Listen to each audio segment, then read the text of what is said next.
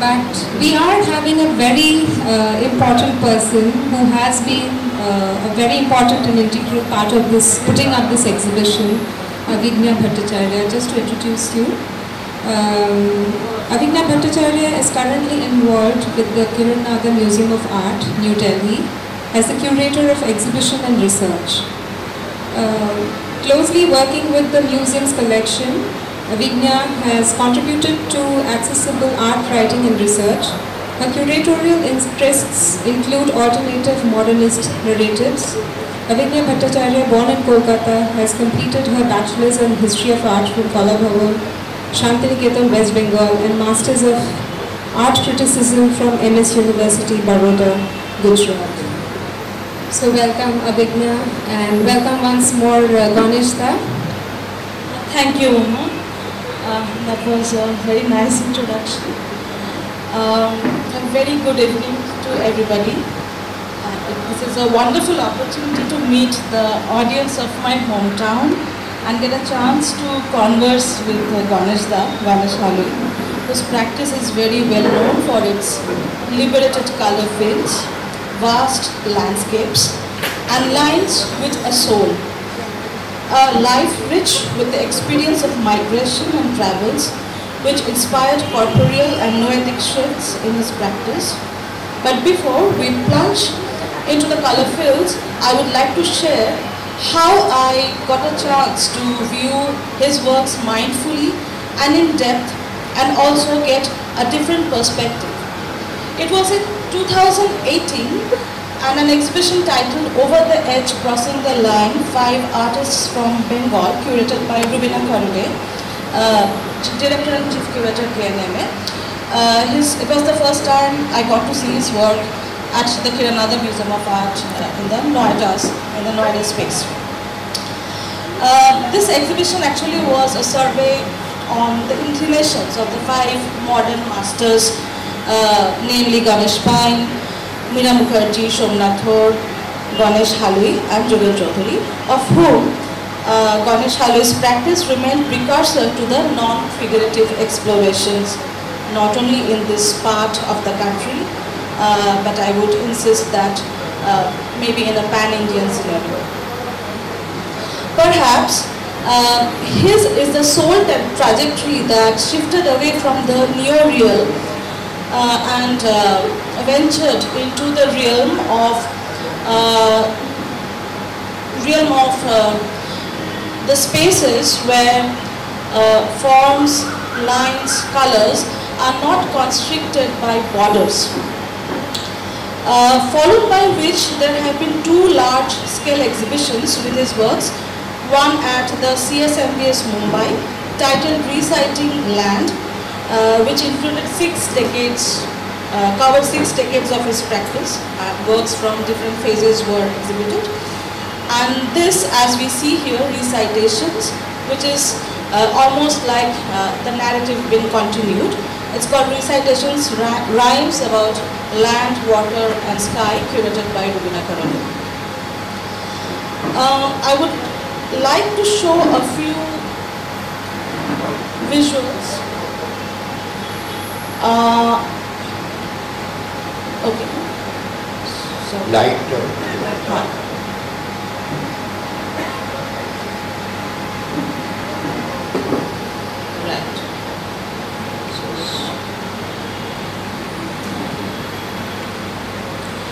Yeah. So, as this evening's conversation has been framed around, it has been coagulating around a title that is very intense, and also it has its own expanse, I would say. It's between memory and imagination. So here we see Ganeshda at work in a studio.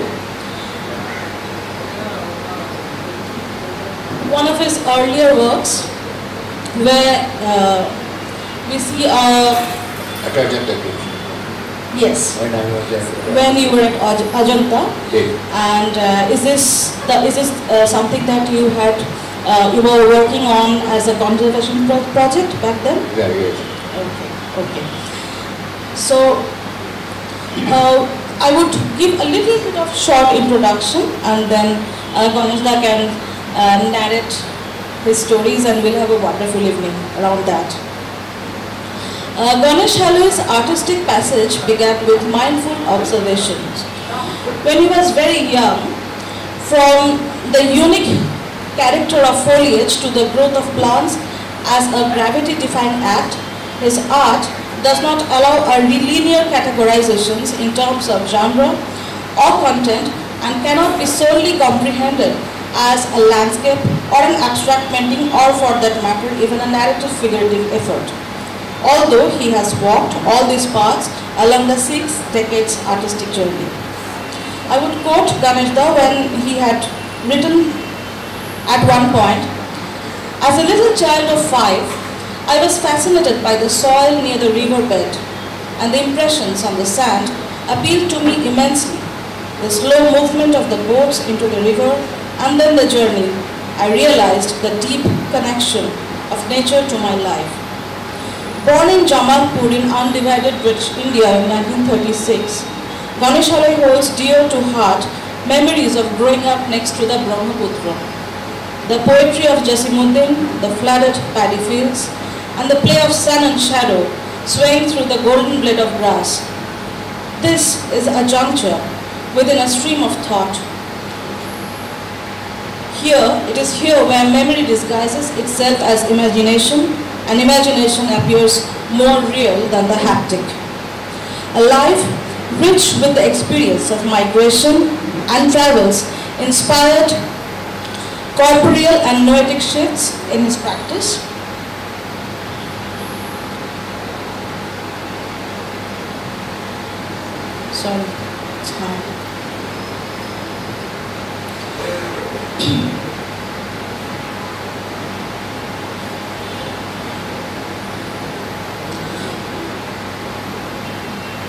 His artistic passage began with mindful observations of past cultural idioms in the pre-modern miniatures and Ajanta murals, in contrast to the harsh post-partition witnessed after moving to Kolkata in 1950. His shift to Kolkata following his enrollment at the Government College of Art and Craft, one of the oldest art colleges in India, subsequently turned into a long association as he taught at the institution. He encountered a teeming city undergoing rapid transformation, which percolated his creative horizon, recalling that those were the days when we saw people in a dhoti and shirt walking past Chaurangi. Inspirational stories of precursors like Abhinavanath Tagore and Gopal Ghosh shaped his creative sensibility. Apart from that, the Bauhaus exhibition from 1922 to 23 in Kolkata and the aesthetics of mid-century Polish poster art tangentially formed his language as a young artist.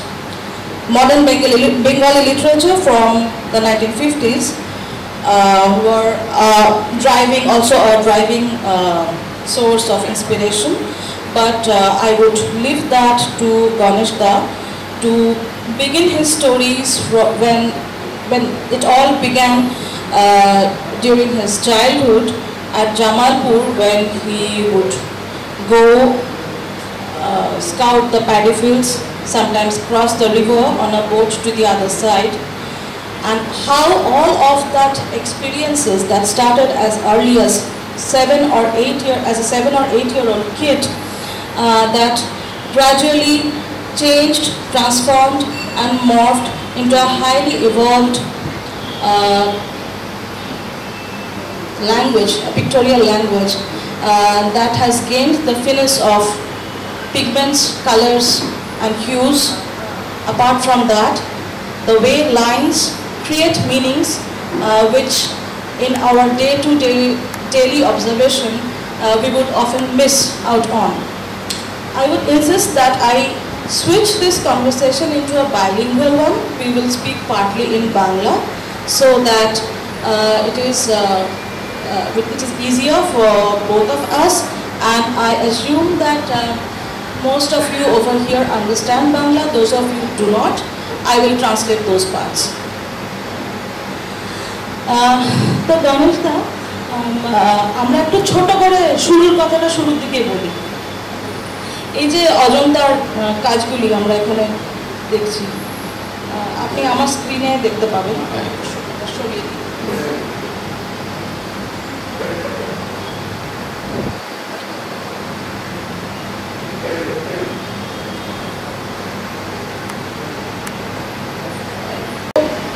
এই কাজটা আপনার মনে পড়ে কবেকার কাজ, কেমন সময়ের কাজ? এটা আমি যখন বেশির অযোধ্যায় ছিলাম তখন 1961 আচ্ছা। আর আমরা তো দেখতে পাচ্ছি এটা কেভ নাম্বার 16 এটা 18 বারান্দা আচ্ছা একটু প্যানোরামিক ছবি হতো যখন ভবিষ্যতের আবির্ভাব হতো তখন ফাইন গান্ধারবারা এসে তাকে ওয়ার্শিপ করতো, গান বাজনা দিয়ে অর্নামেন্ট ফুল দিয়ে করতো। সেটা ফ্লাইং গান্ধারবাদের কামিং টুয়ার্ডস ইমেজ অফ প্রতিষ্ঠাতা, এবং এখানে প্রতিষ্ঠাতার ইমেজটা নষ্ট হয়ে গেছে। ঠিক প্রতিষ্ঠাতা দেখা যাচ্ছে কিন্তু এইটা ফ্লাইং গান্ধারবারটা আসতে কিন্তু ভবিষ্যতের কাছে। তার মানে আপনি এই যে নিচের দিকগুলোতে আপনি ফিল আপ করেছেন। আচ্ছা আচ্ছা, এবারে আমরা এই পরের ছবিটা যখন যাচ্ছি, আপনি আমার মনে আছে আপনি বলেছিলেন একটা গল্প বলছিলেন, এই যে বাঁ দিকের ছবিটি সেখানে এই ছবিটা আসলে হলো আমাদের বাড়িটা ছিল ব্রহ্মপুত্র নদীর পাড়ে। ঠিক বাড়ি মানে বলতে কি বলছি যে এই টেবিলটা যদি আমাদের বাড়ি হয় জলটা কিন্তু এখানে চলে আসছে। আচ্ছা, মানে উঠোনের কাছে। তারপর বর্ষাকালে এপার ওপার দেখা যেত না, এরকম ভয়ঙ্কর জায়গা। সুতরাং আমাদের প্রতিবার ওই বাঁশ দিয়ে মাটি ফেলে বাঁধন দিতে হতো প্রতি বছর তাহলে ওগুলো ভেঙে যেত। আর এই যে সেজন্যে আর হতো কি এই বর্ষাকালটা যখন বর্ষার সময় ওখানে আসাম থেকে, তখন তো পার্টিশন হয়নি, তখন আসাম থেকে অনেক জিনিস চলে আসতো, কাঠ আসতো, শাল কাঠ আসতো, তারপর দল্লা বাঁশ আসতো, তরাই অঞ্চল থেকে আসতো, সেই জন্য করে তরাই বলতো। তো ওগুলো ভাসিয়ে নিয়ে আসতো, আর এই কাঠগুলো সব নৌকোতে বেঁধে ভাসিয়ে নিয়ে বেঁধে দেওয়ার পর যখন শীতকালে জল কমে যেত শালকাঠগুলো ভেসে উঠতো, তখন এইগুলো বিক্রি হতো। আচ্ছা, আর এই কাঠগুলো আমরা খেলতাম। এই ছবিটা কিন্তু আমার সেই সময় ছবি, ওই মেমোরি, ছোট বয়সের আমরা যে খেলা করতাম সেই সময়কার ছবি ভেবে কথা ভেবেই আমি দেখলাম সেইটা। মানে অর্থাৎ দেখুন, এটা তো 1969 ছবি, কিন্তু আঁকা ছোট বয়সের, কিন্তু কথা মনে করে আঁকা স্মৃতিটা অনেকদিন আগেকার। আর আমরা দেখি যে আপনার কিন্তু একটা সেই সময় থেকেই একটা টেন্ডেন্সি যাকে বলে বা ইনক্লিনেশন বা আমি অনেক ছবির নাম সব দিতাম ডিপার্টমেন্ট। আমি ছবির নাম বেশিরভাগ ডিপার্টমেন্ট দিতাম। একদিন গভর্নর ছিলেন, তখন আমাদের একাডেমি ফাইন্যান্সের শুরু হয়েছিল, তখন গভর্নর এসে আমাকে জিজ্ঞেস করছেন তুমি একটি ডিপার্টমেন্টের নাম দিলে কেন? তখন আমি বললাম যে প্রত্যেকটি জিনিস ডিপার্ট করছে, from one stage to one transforming. আমি আজকে এখানে ছিলাম, এখানে চলে এসেছি, একটা জিনিস এই অবস্থায় ছিল, সেটা আরেকটা ট্রান্সফর্ম করছে, ওটা আমরা দেখতে পাই না। ঠিক, ট্রান্সফরমেশন তো আছেই। হ্যাঁ, আরো ডিকেইং যখন হয় তখন ট্রান্সফরমেশন হচ্ছে, আবার গ্রোথ যখন হয় তখন ট্রান্সফরমেশন হচ্ছে। ডিকে এন্ড গ্রোথ দুটোর ভিতরে ট্রান্সফরমেশন আছে, ওটা পাল্টে যাচ্ছে। এবং এই দুটি ছবির মধ্যে একটি 69 এবং একটি 73 সালের, একটি এনকস্টিক, অন্যটি অয়েল অন ক্যানভাস মাধ্যম। দুটোতেই কিন্তু আপনার একটা এনকস্টিক আঁকা। আচ্ছা, দুটোই এনকস্টিক না, এটা অয়েলে করা, এটা এনকস্টিক করা। তো আপনার একটা কিন্তু রয়েছে যে খুব ধীরে ধীরে আমরা সেই টেন্ডেন্সি দেখতে পাচ্ছি যে যেটাকে ফিগারেশন বলে, তাতে মানুষের আকৃতি হোক, অবয়ব হোক, প্রকৃতির অন্য যা ফর্ম দেখতে পাওয়া যায় সেগুলো আস্তে আস্তে কিন্তু কমতে থাকছে, অর্থাৎ কমে যাচ্ছে। তো এই প্রবণতাটা কবে থেকে শুরু হলো এবং আপনার কি মনে হয় এটা মানে? না, আমার আস্তে আস্তে মনে হলো যে ফিগার দেওয়াটা মনে হচ্ছে যেন জোর করে চাপানো হয়েছে ওর উপর।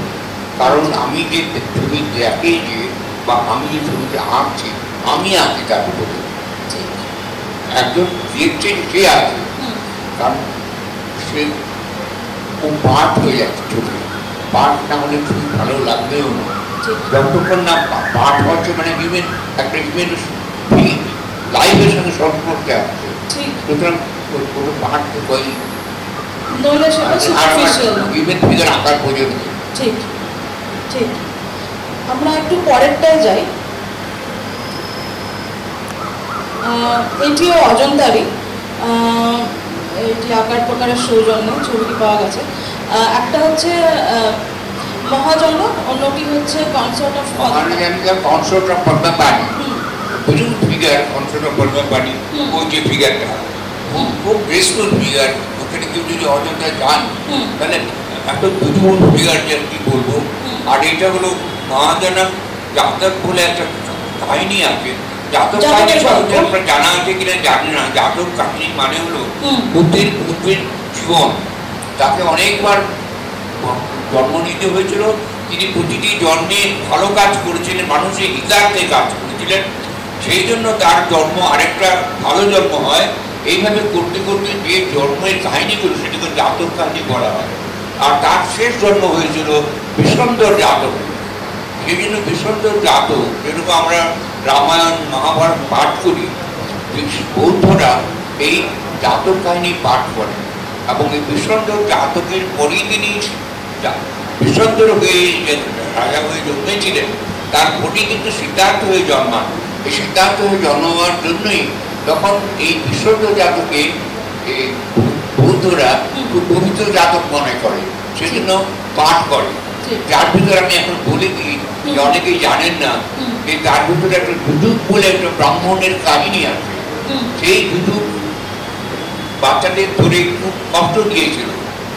সেই গল্পটা আমি যাবো না, অনেক বড়। কিন্তু এই যুযুকের কথা কিন্তু আমরা পশ্চিমবঙ্গের আর বিশেষ পূর্ববঙ্গে খুব আছে। বিষণ্ড জাতকটা পাঠ করতো বলে বৌদ্ধরা,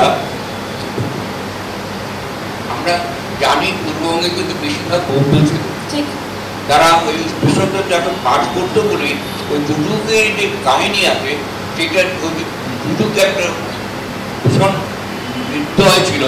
সেই জন্যই মারা বলতো ওই যুযু আসছে, তাকে ছেড়ে নালে যুযু ধরে নিয়ে যাবে, এরকম তাকে ঘুমিয়ে যা তাহলে যুযু ধরে নিয়ে যাবে। ভয় দেখানো এই যুযু সেই যুযু। কিন্তু আমি অজন্তা বলতে যেতে পরিষ্কার লিখেছি, মানে এইটা কল্পনা করা যায়নি না, এটা কিন্তু বেগুনি আছে আর কোথাও নেই। উঠতে বসতে যুযুর ভয়, কিন্তু সে আসলে জাতক থেকে আসছে যুযুকের কথা। তো এই ছবি দুটিও সেই সময় আপনার সেই অজন্তা থাকাকালীন সময়, সেই সময় মহাজনক জাতকটা হলো সেই জাতক। হ্যাঁ, এটা অনেক বড় জাতক তো বলা যাবে না, অনেক বড় গল্প তার। এটিও আপনার প্রথম দিককারই কাজ, 75 সাল, এবং এটি গোয়াসে। দেখা যাচ্ছে যে তখনও আপনি খানিকটা যাকে তথাকথিত একাডেমিক রিয়েলিজম বলা হয় আর কি, আপনি সেইটা তখনও কিছু কিছু কাজ হয়তো সেই ধারা ধরে করতেন। তারপরে একটি আশ্চর্য রকম, এটি 70-এর কাজ, অয়েল অন ক্যানভাস, এবং এটি আমাদের কিরণনাথন মিউজিয়ামের কালেকশনেও রয়েছে কাজটি। এটি একটি অদ্ভুত একটা নানা রকম রঙের একটা মানে নৃত্য সম্মেলন মনে হচ্ছে দেখে, মানে ডান্সিং ফিল্ড অফ কালার্স। এবং মাঝখানে আপনি যে ফর্মগুলি ব্যবহার করেছেন, যেমন আপনার সঙ্গে কথা হ্যাঁ, আপনি একটা সময় বলেছিলেন যে হয়তো বিশেষ কোনো ফোলিয়েজ বা কোনো বিশেষ আমি যেটা বলি, আমি একসময় কিন্তু যা দেখতাম তাই আঁকতাম। কারণ তার ভিতর কি হলো, আমি জানতে পারতাম, শিখতে পারতাম, যেমন আপনার মুখটা যখন আঁকি তাহলে মুখটা আপনার কিরকম আমি বুঝতে পারছি। সুতরাং একটা বট গাছ আঁকতে গেলে তার যে গোড়াটা কিরকম হয়, তার পাতাটা কি হয় এবং তার ডালের যে বিন্যাস কিরকম হয়, সেটাকে আমাকে জানতেই হয়, শিখতেই হয়। আমি একটা করি বা না করি, আমি বিমুগ্ধ করি বা না, কিন্তু আমাকে জানতে তো হবে, কনস্ট্রাকশন জানতে হবে। হ্যাঁ, যে কোনো পাতার নিজস্ব শেপ আছে। নিম পাতা একরকম, লাউয়ের পাতা একরকম, কুমড়ো পাতা একরকম, কুমড়ো পাতা খসখসে হয়, লাউয়ের পাতা ভেলভেটের মতো নরম হয়। এটা ফিল করে কেউ দেখেছি কি? ছবি যারা আঁকে তারা কোনোদিন ফিল করে দেখেছি যে লাউয়ের পাতা ভেলভেটের মতন হয়, কুমড়ো পাতা খসখসে হয়? এটা যদি অনুভব না করে তাহলে সে কি করে ছবি আঁকে? এটা অবশ্যই এখানে। তো এখন ব্যাপারটা হলো যে এই যে নেচারটা আছে, নেচার তো আমাদের নেচার সঙ্গে তো আমরা মিশে আছি, নেচার সঙ্গে তো সেপারেট হতে পারি না। ওরা এই আমরা নেচার থেকে বাইরে চলে যাচ্ছি, তখনই যে বিপদ দিকে আসছি আমরা, তাই নাকি? এখন এই নেচারের পরিপ্রেক্ষিতে আমি পরে কথা বলবো, সে ডায়াগ্রাম দেখে আমি বলবো। তারপর আচ্ছা, যেমন আজকে একটা খুব সুন্দর আমাদের আলোচনাও হয়েছিল যে আপনি বলেছিলেন যে একটি লাইন যেটি শূন্যে সাসপেন্ডেড অথবা ঝুলে আছে, তার কোনো বেস নেই, এবং যেটাকে বলে যে ওটা আপনি এঁকে দেখাবেন। আচ্ছা, তার আগে আপনি এই ছবিটির গল্প যদি একটু বলেন, যে এটা কোন জায়গাকার, কোথায় এটা? আমি না একসময় খুব মিশে যেতাম বলে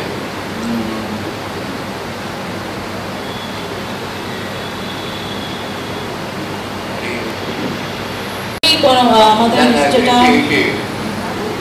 ঘাটশিলা, এই ঘাটশিলার যে সুবর্ণ রেখা আছে, সুবর্ণ রেখাতে গেছি, পাহাড়ের ভিতরে যে ওইখানে ঝর্ণাটা একটা আছে, ওখানেও গেছি।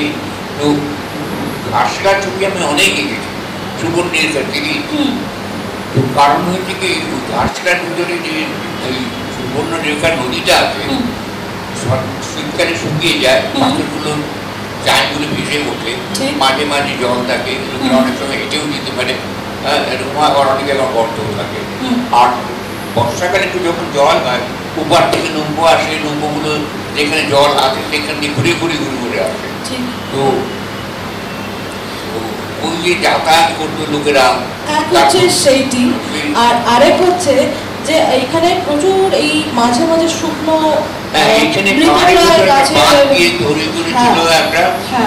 জলাধার তৈরি করতে চেয়েছিল। যে জলাধার করেছিল যখন দেখলাম ওখানে যে গাছগুলো আছে সব শুকিয়ে, তখন আমার খুব হর্ন করেছিল, সব গাছগুলো শুকিয়ে গেছে, নিচে জল, অথচ গাছগুলো সব মরে গেছে। এটা একটা অদ্ভুত, মানে এটা সত্যি খুব হন্টিং একটি ইমেজ। এবং আমি দেখতে পাচ্ছি যে পাহাড়ের পেছনে একটা নিয়মান চাঁদও দেখা যাচ্ছে, যেটার সঙ্গে আমি বলবো এটা একই সঙ্গে হন্টিং এবং খুবই কাব্যময়, পোয়েটিক। আপনি কথায় কথায় বলেছিলেন যে আপনার জসিমউদ্দিনের কবিতা খুব ভালো লাগতো ছেলেবেলায়। আমরা একসময় সবার হয়, আমাদেরও ছিল, ছোট বয়সে আমরা বন্ধু ছিলাম, আমরা আগের পত্রিকা বের করতাম একটা, সেই পত্রিকাটা ঘরে ঘুরে ঘুরতো। তারপরে আমাদের ঘুরে যখন আবার আমাদের বাড়িতে ফিরে আসতো, তো আমরা আবার নতুন করে এবার ওটা করতাম। সেটা আমার দায়িত্ব ছিল ছবি আঁকা আর লেখাটা। সেইখানে যখন আমাদের মধ্যে আলোচনা হতো, তখনকার বলছি, যখন সমস্ত এটি করি তখনকার কথা বলছি, আমাদের সঙ্গে আলোচনা হতো কার কবিতা কার কত ভালো লাগে। তখন আমি বলেছিলাম আমার জসিমউদ্দিনের কবিতা ভালো লাগে। কেন ভালো লাগে? তিনি পল্লী গ্রামের ছবি তুলে ধরতেন, পল্লী গ্রামের কবি ছিলেন। তো আমার একটা কবিতা এখনো মনে আছে, আমি বলি, খুব ভালো, অনেকে শুনে থাকবেন, আমি বলি, রাত থম থম স্তব্ধ নিঝুম ঘনঘোর আগিয়ার, নিঃশ্বাস পেরিয়ে তাও শোনা যায় সারা নেই কোথাকার। ভগ্ন জন্য ছেলের শিয়রি বসিয়া একলা জাগিছে মাতা, শিয়রের কাছে নেবু নেবু তুলেছে চোখের পাতা। এটুকু মনে আছে।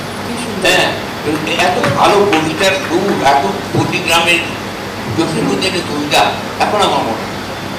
আর আরেকটা যে কবিতা গান ভালো লাগতো আমার বাংলাদেশে থাকার সময়, তিনি ছিলেন আব্বাস উদ্দিন। বকারে দেখিয়া বমি কাঁদে, বকারে দেখিয়া বমি কাঁদে। তারই গান হলো আকাশ হলো টুডা টুডা, মাটি হলো ফাটা ফাটা। মানে কি, এই যে অ্যাবস্ট্রাকশন বোঝাতে গিয়ে আমি যদি বলি যে এই যে অনাবৃষ্টি হচ্ছে, অনেকদিন ধরে বৃষ্টি হচ্ছে না, মাটি চৌচির হয়ে গেছে, ফেটে ফেটে খন্ড খন্ড হয়ে গেছে। সবাই আকাশের দিকে তাকিয়ে আছে, কিন্তু মেঘ নেই, মেঘ নেই। তখন মনে হচ্ছে যে গান গাইছে, সে বলছে যে মাটি ফেটে চৌচির হয়ে গেছে, মাটি হলো ফাটা ফাটা, বাঙাল ভাষায় মাটি হলো ফাটা ফাটা, আর আকাশ হলো টুটা টুটা। আকাশ ভেঙে মাটির মতো চৌচির হয়ে গেছে, তার ভিতরে এক বিন্দু জল নেই। তো এই যে আকাশ কোনদিন ফেটে চৌচির হয় না, কিন্তু কিসের জন্য চৌচির করে দিল? কবি চৌচির এই জন্য করলো বোঝাবার জন্য, বৃষ্টি অনাবৃষ্টির জন্য যে হাহাকার, এই হাহাকারটা বোঝাবার জন্য কি করলো? ডিস্টরশন করলো। অর্থাৎ কবিতার সঙ্গে ডিস্টরশন যদি না হয়, এই যে আমরা বলি আল্লাহতে আটখানা, এই কথাটা আমি অনেকবার বলেছি, আল্লাহতে আটখানা। কেউ কি আটখানা হয়ে যায়, আটটুকরো হয়ে যায় কি? তা নয়। আল্লাহতে যে সে অনেক ব্যক্তি, ব্যক্তি মানে তার আনন্দের পরিচিতি এত বড় যে তাকে আটখানা বলছে। এগুলো যদি কেউ বোঝে না, তাহলে তো বোঝাবার ক্ষমতা নেই। অর্থাৎ অ্যাবস্ট্রাকশনের সঙ্গে কবিতার যে প্রাথমিক যোগটা, সেটা হলো কবিতায় যে রূপক ব্যবহার হয়, অর্থাৎ যা বলছি তা কিন্তু আক্ষরিক অর্থে বলছি না, তার একটা অন্য মানে বা একাধিক মানে হয়। অ্যাবস্ট্রাকশনের, এবং কবিতা তো গদ্য নয়, কবিতা প্রবন্ধ নয়, অর্থাৎ বলছি খুব অল্প শব্দে, একটা মিনিমালিজম রয়েছে তার মধ্যে। ছবির ভাষাতে বা পিক্টোরিয়াল ল্যাঙ্গুয়েজ যদি বলি, অ্যাবস্ট্রাকশনের ক্ষেত্রেও একটা অদ্ভুত যোগাযোগ আছে নাকি তার সঙ্গে, যে আপনি বলছেন, আপনি অতটাই বলছেন, কিন্তু আপনি গদ্যের মতো করে পুরোটা বলছেন না, পুরোটা বলছেন। তো আমরা পরেরটাতে যাই।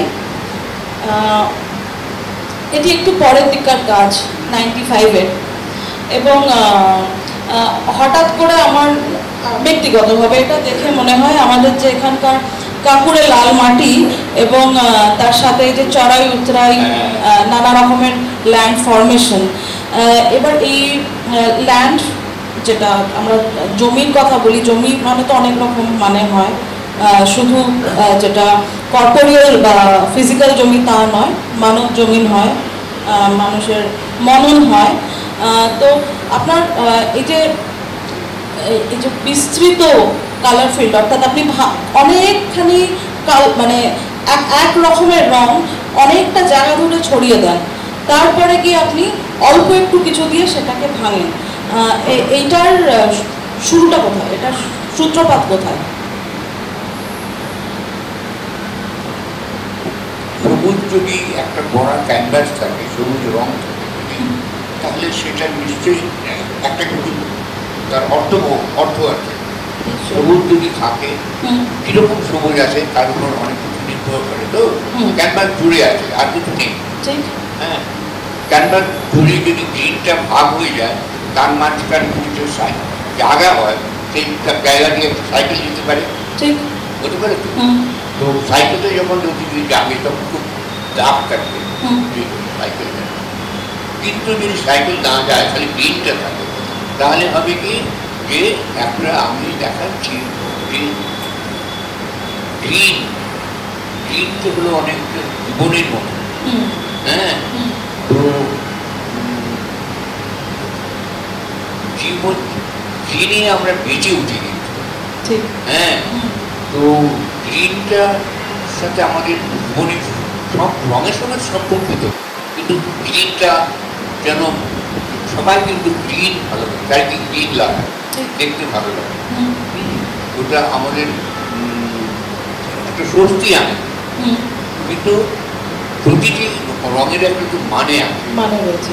সাদা মানে একরকম হয়, হলুদের মানে হয়, আমার কাছে সাদা যেন আমি উৎফুল্ল হই, হ্যাঁ, আমার কাছে হলুদ যেন আমি জেগে উঠি, কালো যেন আমার কাছে অন্ধকার মৃত্যু মনে হয়, লাল যেমন একটা নতুন দিনের সূচনা করে, এইরকম অনেক কিছু হয়।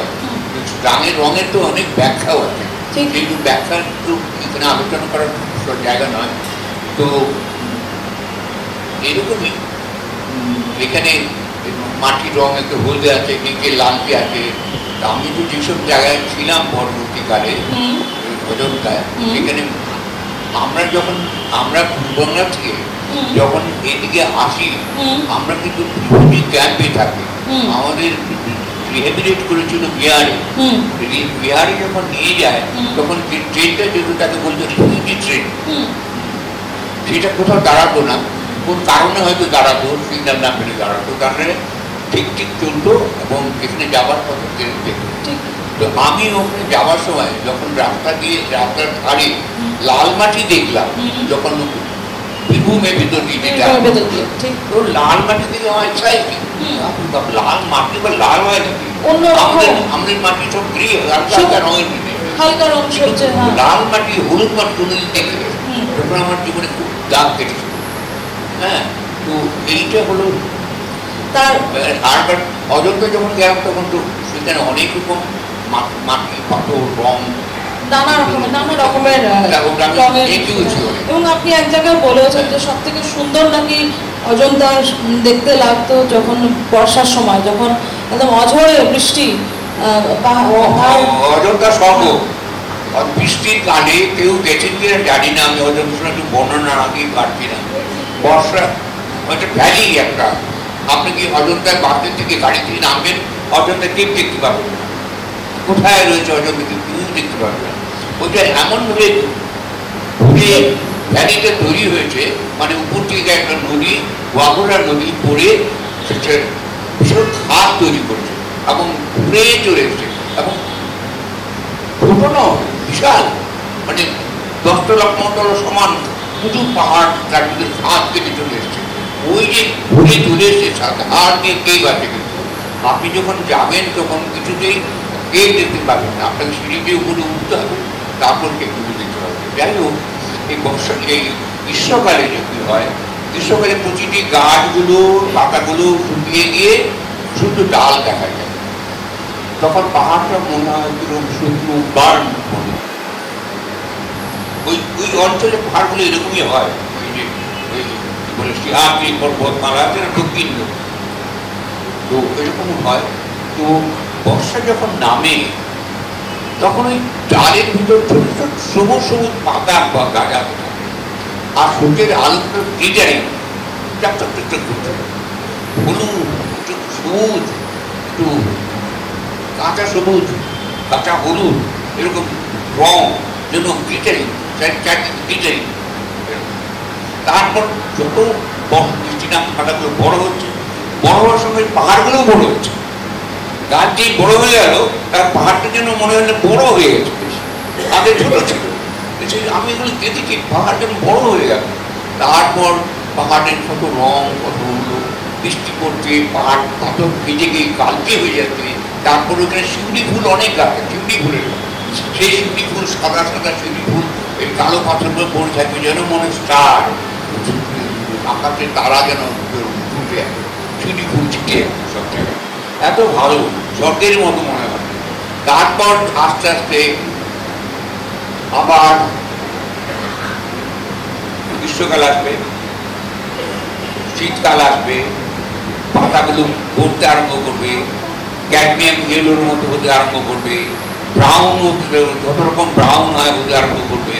তারপর আস্তে খুশি আবার স্কেলিটন থাকবে, তখন সেই পাতাগুলো সব নিচে জমা হয়ে যাবে, যখন হাওয়া দেবে তখন হাওয়া হু করে একদম উড়ে পড়বে, কারণ মানে পাখি উঠে পড়বে। আপনি যদি হেঁটে যান তাহলে পায়ের খসখস আওয়াজ হবে। তো এই যে তখন একটা বিষাদগ্রস্ত মন হবে। বিষাদগ্রস্ত মন বুঝতে পেরেছেন? বিষাদ মনে হয় যেন কত রকম বিষাদ হয়ে গেছে, এরকম মনে হয়। সুতরাং এই অযোধ্যা আমি দীর্ঘদিন ছিলাম বলে এইটা দিয়েছে। আর আমি সবাইকে বলবো বর্ষাকালে যেতে, কেউ যদি যায় বর্ষাকালে ভিড় কম হয়, আর বর্ষাকালে যেতে। তো এই যে আপনি যে এই দুটো তিনটে প্রকৃতি নেচারের এই যে দুটো তিনটে রূপ বললেন, যে বর্ষার সময় অঝরে যখন বৃষ্টি হচ্ছে, অথবা যখন পাতা ঝরে যায়, সেটা বসন্তে হোক বা শীতে হোক, এবং শুকনো পাতা উড়ে চলে যাচ্ছে, শুধু গাছের কাণ্ডটুকু পড়ে রয়েছে, হ্যাঁ অবশ্যই একটা বিষাদ ভাব হ্যাঁ মনকে গ্রাস করে। কিন্তু এটাও ঠিক যে সেইটুকু ধরে রাখা, ছবিতে ধরে রাখা, মানে আমরা যখন ভাষায় বলি তখন কাজটা অপেক্ষাকৃত সহজ আমার মনে হয়, কিন্তু যখন সেটা ইমেজে কেউ ধরে রাখার চেষ্টা করে তখন মনে হয় যে একটা উড়ে যাওয়া পাতা বা একটা ঝরে যাওয়া পাতা, যাকে উইদারিং বলে, উইদারিংটা তো একটা স্ট্যাটিক বা স্ট্যাগনেন্ট অ্যাক্ট নয়, ওটা ক্রমাগত হতে থাকে। এবং এই ক্রমাগত হতে থাকা জিনিস, যেটা খানিকটা এরকম আমরা বলি যে যেটা ঠিক ফিজিক্যাল বা হ্যাপটিক বা যাকে ছোঁয়া যায়, ট্যাকটাইল নয়, খানিকটা মানুষের স্মৃতিতে থাকে, খানিকটা মাথার মধ্যে থাকে। এই সময় এলে পাতা ঝরে যাবে, আমরা জানি। পাতা যখন ঝরে যেতে দেখি তখন আরেক রকম মনের ভাব হয়।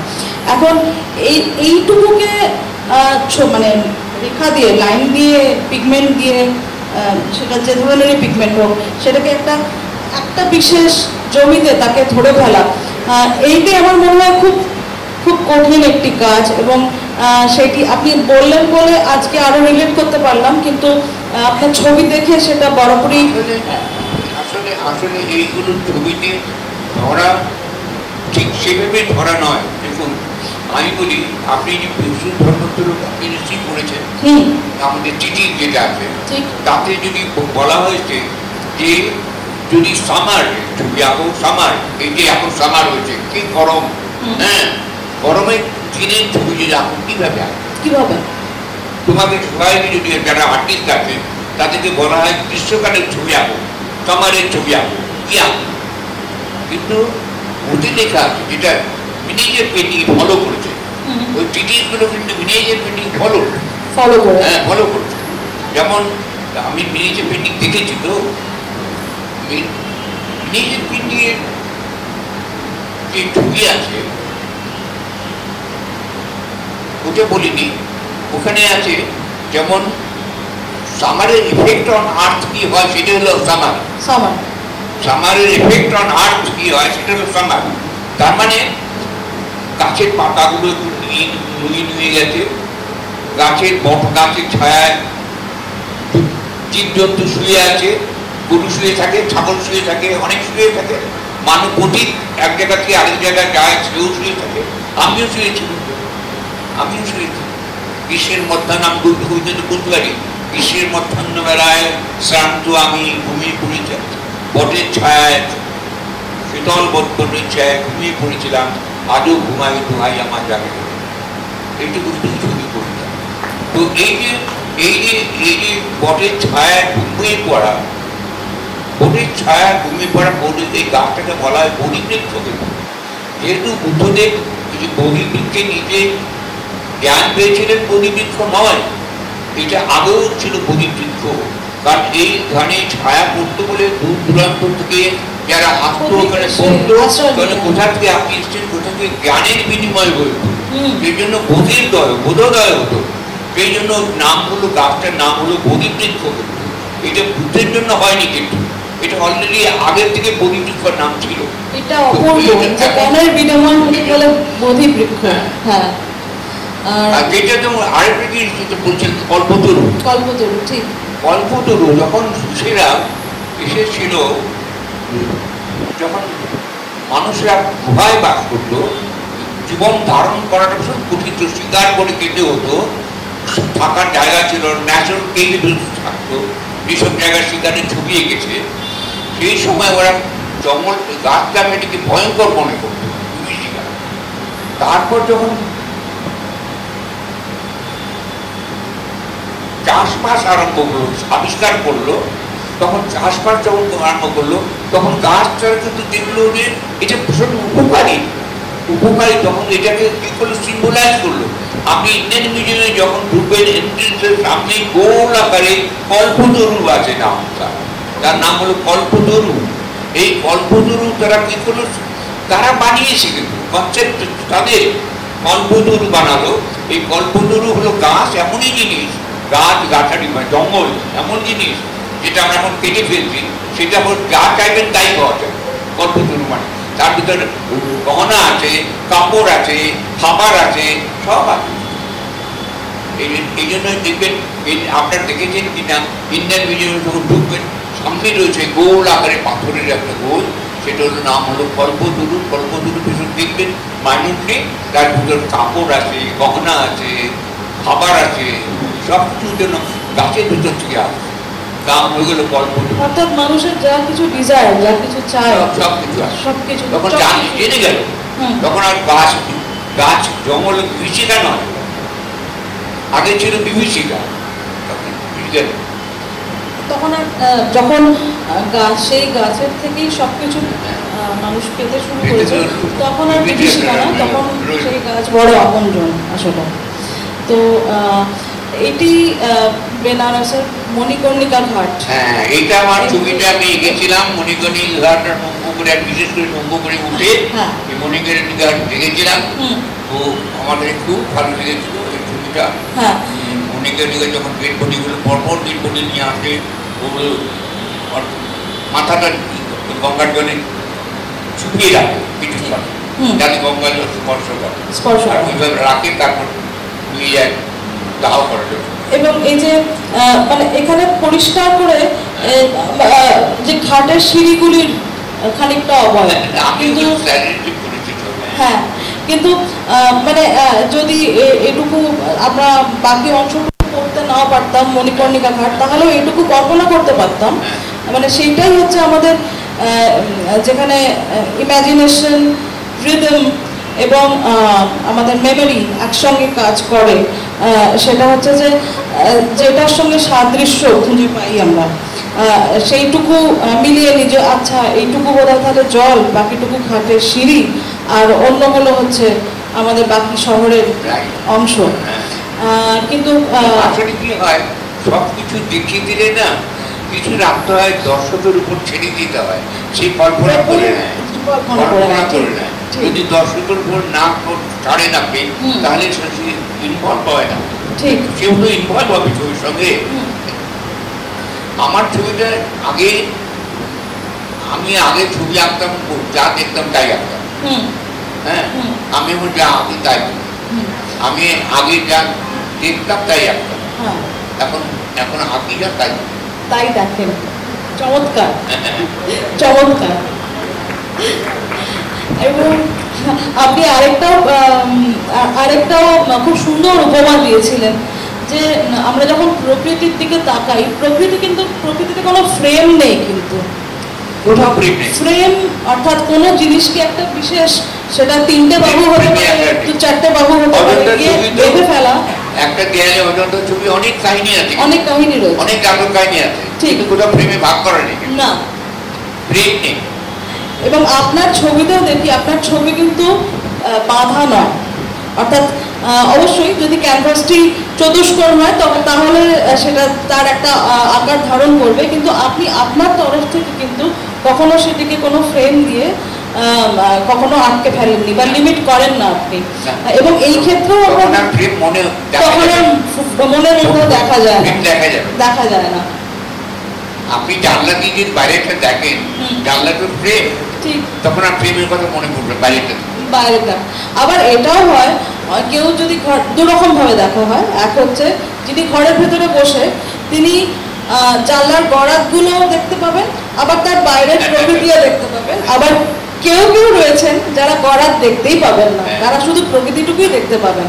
তো আরো নানা রকমের হয়, দুটি কথা বললাম, কিন্তু আপনার ছবি দেখলে আসলে ওই সেন্স অফ লিবারেশন ওটা আসে আর কি মাথার মধ্যে, যে কোথাও একটা মুক্ত করে দিলেন। এই ক্ষেত্রে এই যে ভাঙা চোরা ওঠা পড়া, এই যে বিভিন্ন বাকি এবং সবথেকে যেগুলো উঁচু নিচু হয়ে আছে তো ঠিক, তো এটা রিজন ঠিক উঠলাম এই নামলাম, এই গেলাম এইখানে গেলাম, এখানে উঠলাম এই নামলাম, সব কিছু একটা রিজন যদি না হয়, রিজন কিন্তু একটা ছবির কিন্তু বড় একটা ফ্যাক্টর, খুব বড়। যে কোনো জিনিস যা উপস্থাপন করা হয় তা তো প্রতিটি ফর্ম এক একটা, মানুষের যদি থাকে মানুষের একটা ফর্ম, সেখানে যদি কিছু একটা টেবিল থাকে টেবিলটা একটা ফর্ম, যাই কিছু থাকুক একটা ফর্ম, ফর্মগুলো যদি ঠিক ঠিক ঠিক ঠিক প্রত্যেকের সাথে যদি আলাদা বিচ্ছিন্ন থাকে তাহলে কিন্তু কম্পিটিশন হলো না। কিন্তু একটা মিল সামঞ্জস্য যখন সবার সঙ্গে থাকবে তখন ওটাকে বলে রিদম, রিদমই যখন চলে আসে তখন খুব ভালো লাগে। নাচও তাই, রিদম যদি রিদম না থাকে তা নাচ ভালো লাগবে, কবিতাতেও তাই, কবিতাও তাই, মানে প্রত্যেক জায়গায় তাদের মানে তার কি বলে যাকে, তার শেষের অংশটুকু মিলুক বা না মিলুক, তা সেটা যদি গদ্যের আকারেও কবিতা হয় তারও একটি রিদম থাকে। ঠিক, আপনার ওই কবিতাটা একটু শুনতে ইচ্ছে করছে, ওই আর জাগিও না, যেটা আপনি যে আপনি ঘুমিয়ে, যেটা ঘুমের আপনি হ্যাঁ বলেছিলেন, সেটা হচ্ছে কিছুক্ষণ আগে বললাম না, বিশ্বের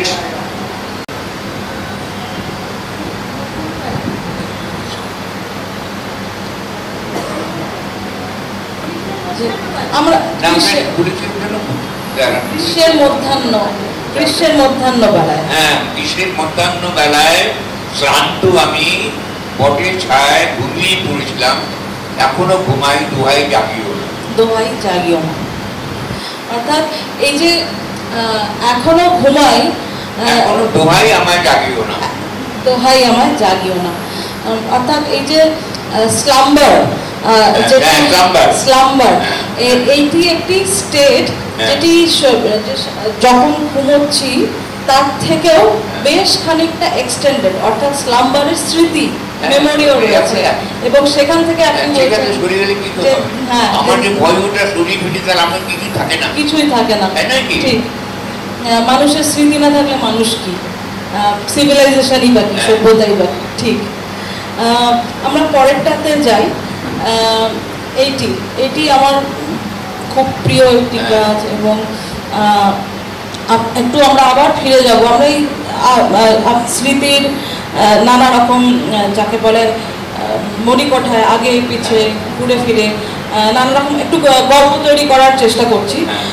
এখানে দেখা যায় দূরে একটি গাছ এবং সামনে যে বিস্তৃত সবুজ অংশ, একটি জলা জমি হয়তো বা, আমার তো জীবনানন্দ দাশের কবিতা মনে পড়ছে এটা দেখে, কিন্তু আপনি এটা খুব সুন্দর ছেলেবেলার অভিজ্ঞতা ছবিটা দেখে বললেন।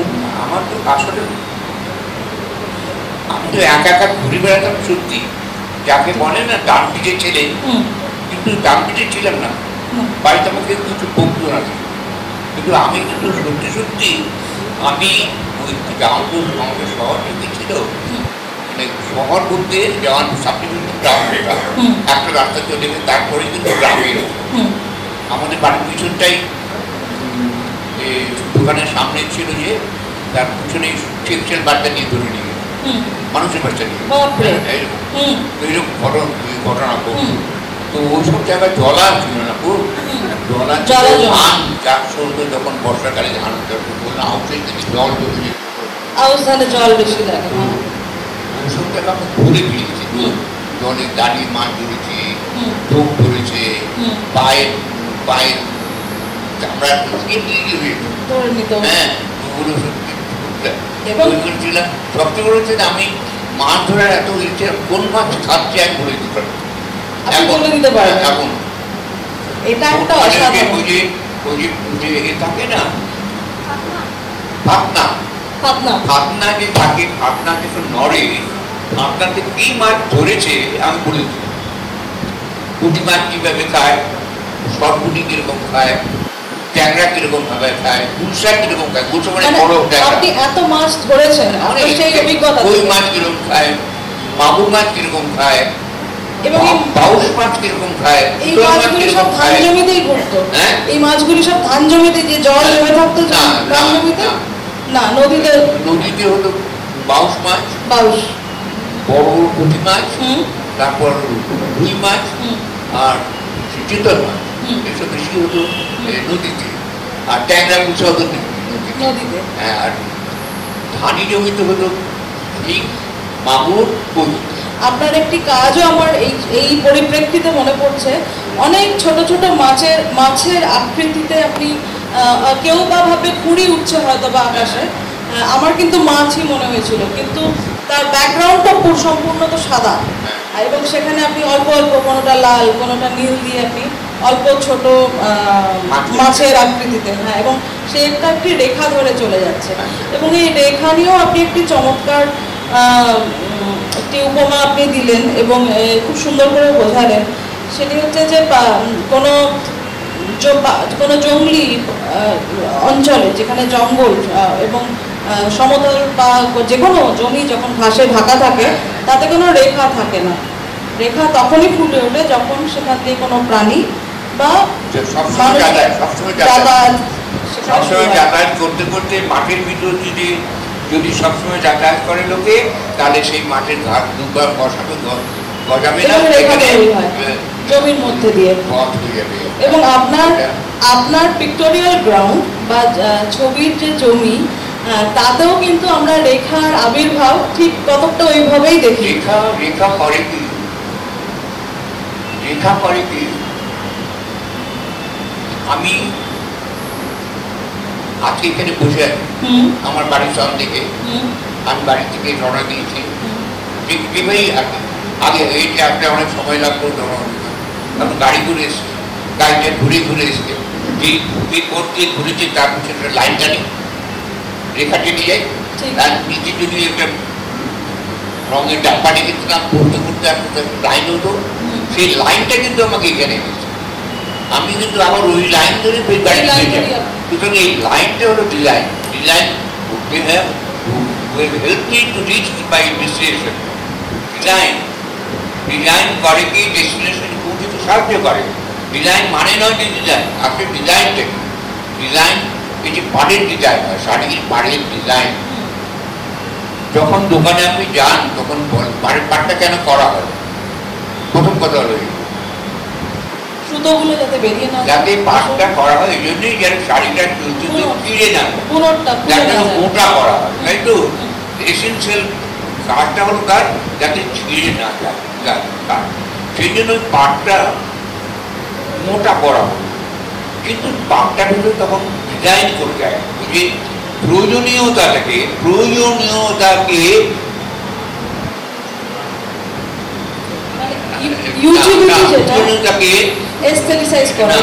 আমরা বলি, ওটাকে বলবো শিল্প দিয়ে ওটাকে ঠেকে দিই, ঠেকে দিলে প্রয়োজনীয়তা হারিয়ে যায়। তখন আপনি দোকানে গিয়ে বলবেন না যে পাটটা কত শক্ত, আপনি বললেন পাটটা কত ভালো, কত সুন্দর, কত শক্ত বলে আপনি বলবেন তো নাকি, পাটটা কত সুন্দর। তখন দোকানে কেউ বলে না পাটটা কত শক্ত, কেউ বলে পাটটা কত সুন্দর, ডিজাইনটা কত সুন্দর, এটাই বলে।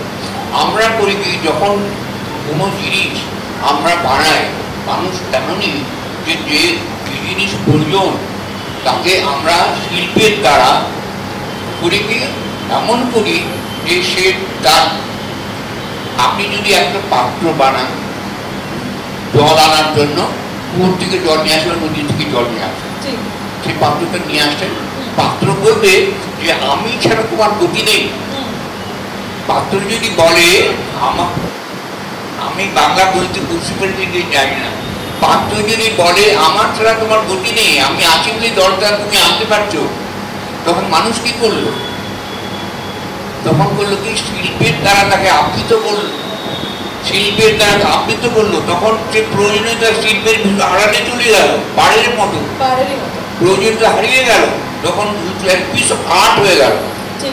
তুমি তোমার প্রয়োজনীয়তা হারিয়ে গেল, তাই নাকি? রবীন্দ্রনাথের কথা। একদমই তাই, একদমই তাই।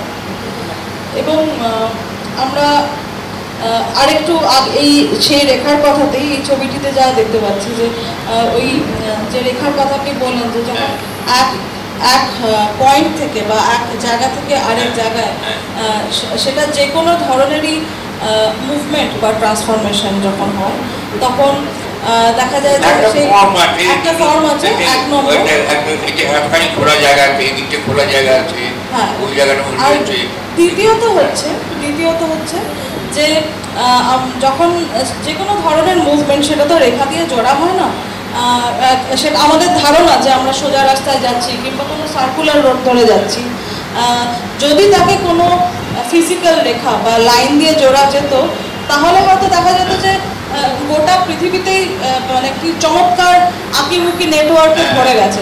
আপনার ক্ষেত্রে এখানে দেখা যায় যে আপনি কোনোটা জায়গায় এই অল্প অল্প ছোট ছোট মানে যাকে বলে ব্রোকেন লাইন বা ডটেড লাইন, আবার কেন কি একটা শর্টান লাইন দিলে লাইনটা যেন মাটির সঙ্গে যোগাযোগ নেই, ঠিক শর্টান লাইন যদি দিই তাহলে মনে হবে যেন ঠিক মাটির সঙ্গে যোগাযোগ নেই, আর যদি প্রথম দিই মনে হবে যেন মাটির সঙ্গে হয়েছে। আর আরও আপনি বললেন আপনার ছবিতে ব্যালেন্সের কথা, যে কোনো একদিকে যদি আপনি কোথাও একটু আপনি ওটি এঁকে দেখাতে চান, বেশ ওটা পরের জন্য তোলা থাক। তাহলে নেক্সট এইটিও অসাধারণ। এইটা দেখে প্রথমত মনে হয় যে একটি মানে একটা দিকচক্রবাল রেখা, হরাইজনের সাথে সমুদ্র মিশে গেছে এবং সেটাকে ভাঙা হয়েছে একটি দুটি ছোট নৌকোর পাল দিয়ে। এবং যেটি আমি আগে বুঝতে পারিনি, যেটা আপনি সেটা বোঝালেন, সেটা হচ্ছে যে এই যে খুব সূক্ষ্ম সাদা রেখা লাইন একটা চলে এসছে, এইটা দিয়ে কিন্তু মানে একটা দেখা করে একটি অতল জল, একটি তার গভীরতা বোঝানোর জন্য। এবং এখানে আপনি এটার সঙ্গে এই ছবিটির সঙ্গে সম্বন্ধে কথা বলতে বলতে একটা খুব সুন্দর গল্প আপনি বলেছিলেন যে আপনি ব্রহ্মপুত্র মানে জামালপুরে থাকতে ব্রহ্মপুত্র ধারে আপনি একবার নৌকো নিয়ে বেরিয়ে পড়েছিলেন, ওই পারে যাবেন। সেটা ব্রহ্মপুত্র ছিল কি? ব্রহ্মপুত্র ছিল। এবং এত জল তাতে সমুদ্রেরই মতো, এবং পুরো আকাশের সাথে মিশে যায়, সেখানে হরাইজন লাইনের সাথে স্কাই লাইন মিশে যায়। এবং সেখানে মানে যাকে বলে যে জলের জোয়ার যখন আসে বা যখন অতিরিক্ত বৃষ্টির জন্য জলের লেভেল বেড়ে যায় এবং সেই নৌকার যে টালমাটাল অবস্থা, সেই ঝড়ে টালমাটাল, এবং হ্যাঁ, এবং আমি তাই একদিন বলছিলাম যে একটা পুকুরে ঢিল ছুড়ে দিলে যে ঢেউ খেলে, আমি একটা শান্ত পুকুরে একটা ঢিল ছুড়ে দিলাম, তাতে যে ঢেউ খেলে খেলে খেলে আস্তে আস্তে আস্তে আস্তে ওপারে চলে গেল। সেই ঢেলে ওই ঢেউয়ের ভিতরে একটা ছন্দ আছে, কিন্তু আমি যখন নদী পার হচ্ছি তখন ঢেউ খেলছি, নৌকো এদিক ওদিক হচ্ছে, সেই ঢেউ কিন্তু ওই ঢেউয়ের সাথে মিলছে। এই ভাঙন আর ওই ভাঙনে অনেক তফাৎ, তাই নাকি? তো এই ভাঙনটা যেটা ঝড় উঠেছিল, এটাও একটা ভাঙন, নদী ভাঙন, জলের স্তরের ভাঙন, হ্যাঁ, ঢেউ এইটুকু হচ্ছে, এটা ভাঙনই হতো, ঢেউ। তো ওইটা ওরা কিভাবে বাকি ছিল সেটা বেঁচে গেছিল, সেটা বেঁচে গেছিল। এবং আরেকটা যেটা এই খানিকটা সেই গল্পের সাথে মিল পাই, সম্পূর্ণ তো আমার রিডিং যাকে বলে বা বোঝা ভুলও হতে পারে, কিন্তু আপনি বলেছিলেন যে সেই মাঝিদের একটা তাৎক্ষণিক বুদ্ধিতে তারা একটা ডিভাইস করেছিল, পাটাতনগুলি দিয়ে নদীর নৌকোর ভিতরে পাটাতন থাকে, তো 10-12 ফুট লম্বা লম্বা তক্তা থাকে, সেই তক্তার উপর মানুষ বসে। সেই তক্তাটা ওরা বললো নৌকোটা এরকম হচ্ছে তো এদিক দিয়ে জল ঢুকে যাচ্ছে নৌকোর ভিতরে, আবার এদিকে যাচ্ছে তো নৌকোর ভিতরে জল। সুতরাং ওইখানে যারা এসেছিল বলে চাকরি ছিল, তারপরে তো অনেক মুসলিম ছিল, তারা আল্লাহ আল্লাহ চিন্তা করতেন, আল্লাহ বাঁচাও করে। তা আমি তো চিন্তা করছি, আমি ভাবলাম যে এই বাবা এই তো বিদ্যুৎ অবধারিত, কারণ এখান থেকে ওপারে আমি যেতে পারবো না, সাঁতার কেটে ঢেউয়ের ভিতরে এই দিকে যেতে পারবো, কোন দিকে যেতে পারবো, ওপার দেখা যায় না, এপার দেখা যায়। তো ওরা কি করে বাঁচালো বলছি, ওই লম্বা লম্বা তক্তা থাকে 12 ফুটে, সেটা কিন্তু আমি পরবর্তী দেখেছি, আমি পরে বলছি 12 ফুট লম্বা তক্তাটা ওরা বললো কি দড়ি দিয়ে দুদিকে বাঁধতো, এই লম্বা তক্তা এখানে বাঁধতো, এখানে বাঁধতো, বেঁধে ওই দড়িটা নৌকোর কিনারে বাঁধতো, এই দিকে বাঁধতো, এইখানে বাঁধতো, বেঁধে জলের ভিতরে ফেলে দিত, এই দিকে তক্তাটা এইদিকে এরকম ঠিক এরকম করে জলে ফেলে দিত। ওই যে তক্তা যে বাঁধতো তাতে ভ্যাকুয়ামের মতো করে, তাতে এই যে নৌকোয় যখন জল চলে আসছিল এটা বন্ধ হয়ে গেল। আমি না এটা দেখি ভাবলাম একটু উপস্থিত বুদ্ধি। হ্যাঁ, তখন আমি এই বড় বধুর যে রিলিফ পরিস্থিতি আগে আমি দেখলাম সেখানে একটা জাহাজ আছে, ওরা এরকম ভাবে বাঁধা, জাহাজে যখন যেত সমুদ্রে তখন এইভাবে যেত না, ওরা টানা মেলে যেত, মানে এ থাকতো কি বলে হ্যাঁ, যাতে করে জাহাজ জলের ধাক্কায় ভেসে থাকবে নিচ থেকে। ঠিক, এবং এই যে মানে যাকে আমরা বলবো যে আপনি দেখছেন যেটা ব্যবহারিক জীবনে ইউটিলিটারিয়ান ফিল্ডে যে জিনিসগুলি এবং ফাংশনাল লাইফেও যে অবজেক্ট এবং যে আইডিয়াগুলো নিয়ে মানুষ বেঁচে থাকে, সেইগুলির একটা ডিস্টিলড, একটা রিফাইন্ড এবং একটা মিনিমাল এক্সপ্রেশন, মানে যে এতখানি গল্পটি আপনি বললেন এবং এই যে ছবিটা দেখলাম আমরা, সেই ছবিটার মধ্যে এই গল্পের অনেক অংশ আছেও আবার নেইও, মানে আরো অন্য অনেক অনেক গল্প এর থেকে তৈরি হতে পারে, কিন্তু এই যে একটা ওপেন এন্ডেডনেস যেটাকে আপনি আপনি আপনি বন্ধ করে দেন না কোনো জায়গায়, তো সেইটা নিয়ে যে আপনি মানে কখন ঠিক করেন যে এইবার শেষ, আর আমি আঁকবো না, হ্যাঁ কখন শেষ হবে, হ্যাঁ এই জাজমেন্ট করাটা খুব কঠিন। হ্যাঁ, ওটা কিন্তু ভুলে যায় ছবিটা, এখন তুমি থামো, কিন্তু কেউ যদি ওই রেসপন্সটা যেটা দিচ্ছে ভিতর থেকে সেটা যদি ইগনোর করে তাহলে কিন্তু সে ওভারঅল করবে। ঠিক, হ্যাঁ, আর টানালে যদি ইচ্ছাকৃত হয়ে বলে ঠিক হয়ে গেছে, শেষ হয়ে গেছে, তাহলে কাজ বাকি হয়ে গেছে। অর্থাৎ কিন্তু ছবি কিন্তু একটা সাড়া দেয়, সাড়া দেয় যে এই শেষ হয়ে গেছে, এরপরে আর এগোনো ঠিক নয়। এই যে ছবিটা আঁকার সময় লোক দাঁড়িয়ে গেছিল, এবং যে অদ্ভুত পরিমিতি বোধ একটা, যে এই সেন্স অফ ব্যালেন্স এবং সেন্স অফ যাকে বলে ইকোনমি, যে আপনি কিন্তু কোথাও একটি বাড়তি লাইনও দেননি, কারণ এই যে গভীর জল, হ্যাঁ এখানে এবং যে সূক্ষ্ম সাদা লাইন, ঠিক আছে, এরপরে কিন্তু আর একটি বিন্দু যদি এর মধ্যে সাদা যোগ হতো, এর যে ডেপথ যাকে বলে, যেকে দেখেই মনে হচ্ছে খুব গভীর, সেটি জল হতে পারে, আকাশও হতে পারে, অন্য আমাদের চেনা জানার বাইরে আমাদের যেটা কগনিটিভ ওয়ার্ল্ড, আমরা যেসব জিনিস দিয়ে চারপাশের রিয়েলিটিকে বিচার করি, জাজ করি, নিজেদের বোধের মধ্যে নিয়ে আসি, সম্পূর্ণত তার বাইরে একটি পৃথিবীও হতে পারে, কিন্তু সেটা তার যে গভীরতা জানি না, কিন্তু গভীরতা বুঝতে পারছি, সেই গভীরতা কিন্তু সম্পূর্ণ ভাবে সেটা না থাকতো না, সম্পূর্ণভাবে থাকতো না।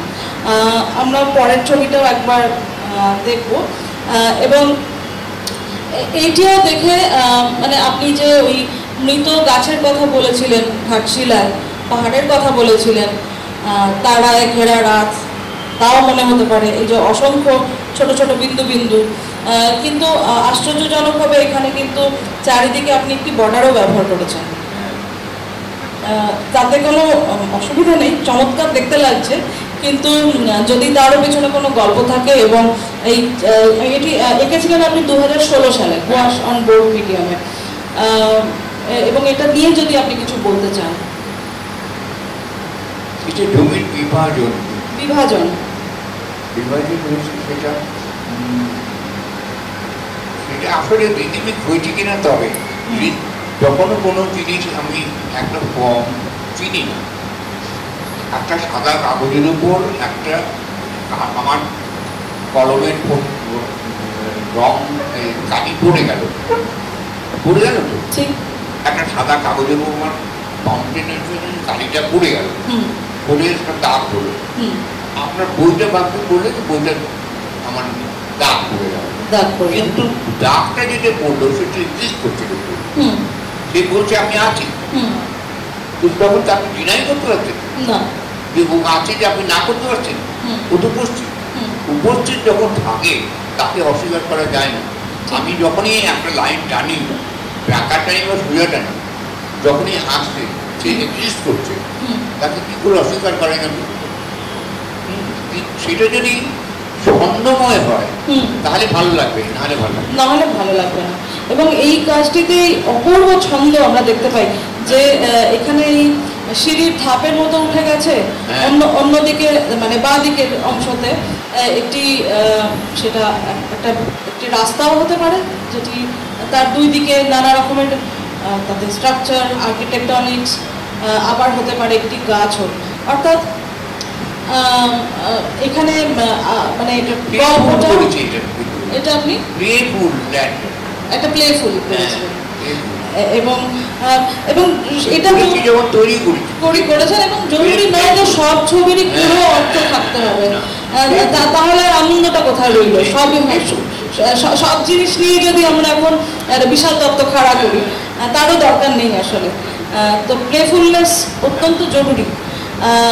পরেরটায় যাই আমরা, কিন্তু সবই প্লেফুল, সবই প্লেফুল।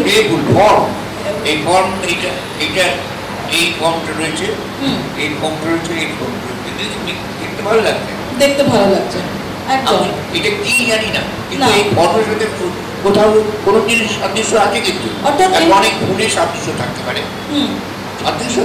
সাদৃশ্য থাকতে পারে, কারণ জানালে আমি এটা করবো কেন, কিন্তু অর্থ থাকতে হবে এরকম কোনো বাধ্যবাধকতা নেই। সব জিনিসেরই কি অর্থ থাকতে হয়? এটা দেখতে ভালো লাগবে। ওটা দুটো ভাগ হয়ে গেছে, একটার সঙ্গে জোড়া ছিল, দুটো আলাদা হয়ে গেছে। আর আশ্চর্যভাবে এই পরেরটায়, এবং আমরা শেষের দিকে এগিয়ে যাচ্ছি যা কাজ দেখতে দেখতে, আপনি যখন সেই মাছের গল্প করেছিলেন, আপনি যখন সেই গাছের গল্প করলেন, যে গাছের ফলিয়েজ, পাতা সবার তারা যে দৃশ্যগতভাবেই আলাদা নয়, তাহলে হবে কি করে? সেই জার্নিটি, সেই রাস্তায় চলতে চলতে দেখা যায় যে এখানে আপনি শুধুমাত্র দুটি তিনটি রেখা বা লাইন দিয়ে পুরো আপনি যা বলতে চাইছেন আপনি সেটাকে ধরে ফেলেছেন। এবং এটি 2017 সবই কিন্তু ইমাজিনেটিভ ফ্লাওয়ার বা আকার, এটা পাতার মতো কবি ফুলের মতো, এটা কলমি পাতা হয় না,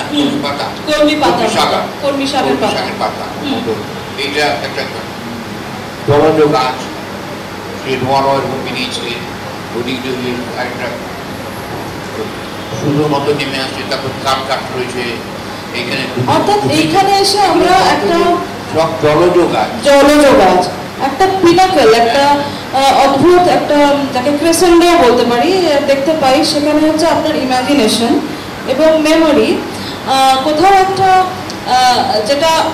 যেটা মেমোরিতে নেই, কোনোদিনও ছিল না, সেটি সম্পূর্ণত আপনার ইমাজিনেশন, এবং আপনি সেটা ছবিতে ট্রান্সলেট করছেন।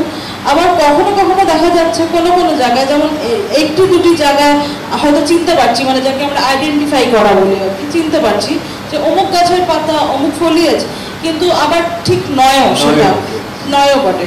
তো সেই যে সূক্ষ্ম রেখাটা, যে মেমোরি এবং ইমাজিনেশন একে অপরকে যেমন কমপ্লিমেন্ট করে, একে অপরের সঙ্গে চলে, আবার একে অপরকে বিট্রেও করে সময় থেকে সময়। আমরা যাকে ভাবি যে এটা আমরা মনে করেছিলাম, যেটা আমার স্মৃতিতে ছিল, হয়তো সেটা সম্পূর্ণটাই আমাদের কল্পনা, ইমাজিনেশন, স্মৃতিতে ছিলই না, এবং সেটা সম্পূর্ণটাই একটা নতুন জিনিস, নতুন হয়ে যায়, নতুন একটি নতুন ইমেজ একটি নতুন ফর্ম, নতুন কোনো রং, যে রং হয়তো সেরকমভাবে আমি রঙের সঙ্গে পরিচিত নই সেটি চলে আসে। এবং আমরা শেষ কাজটি দেখব গণেশদার, এটি খুব রিসেন্ট কাজ 2021-এ।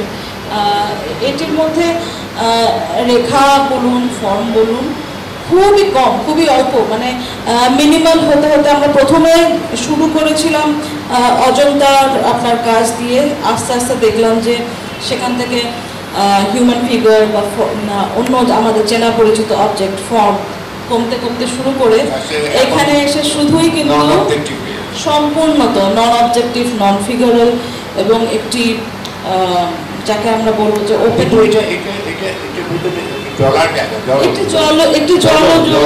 একটি জলজ শব্দটি বলবো। জলজ কি সেটি আর জানি না, কিন্তু জলজ শব্দটি বলবো। জলাশয় হতে পারে, জলের খুব দূরে একটি দ্বীপ হতে পারে, আইল্যান্ড হতে পারে, অনেক কিছুই হতে পারে। কিন্তু যেটা এই যে আমাদের ইমাজিনেশনকে মানে উন্মুক্ত করে দিচ্ছে, লিবারেট করে দিচ্ছে, সেটা হচ্ছে আপনার এই যে অদ্ভুতভাবে এই গাঢ় নীল এবং যে ফিকে নীল, তার মাঝে যেই অল্প সাদা অংশটুকু চলে গেছে, আমার মনে হয় যে এই যে ডিভাইড যেটা, এইটা কিন্তু, এবং অবশ্যই তার সাথে যে হালকা সূক্ষ্ম সাদা লাইন কিছু ওপর থেকে এসে, সেটা সূর্যরশ্মি হতে পারে, অন্য কিছু, মানে সেই আমাদের যাকে বলে মিনিং মেকিং প্র্যাকটিস, আমি সেটা থেকে বেরিয়ে এসে কথা বলার চেষ্টা করছি যে যা জানি সেটাই বলার দরকার নেই, আইডেন্টিফাইও করার দরকার নেই। খানিকটা, বেশ খানিকটা না হয় না জানা, না বোঝা, অজানার মধ্যেই রয়ে গেল। আমার মনে হয় এইটার মধ্যেই আপনার কাজের সৌন্দর্য। এবং শেষ করব আপনারই বলা একটি কথা দিয়ে, I try to paint a land that is my own, my land with my rules. It has no resemblance to nature. It is a struggle to create this land that makes the process of painting interesting.